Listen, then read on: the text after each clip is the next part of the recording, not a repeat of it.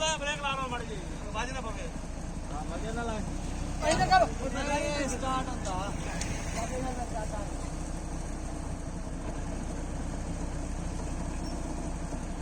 ਪਰਲੀ ਬ੍ਰੇਕ ਹੈ ਪਰਲੀ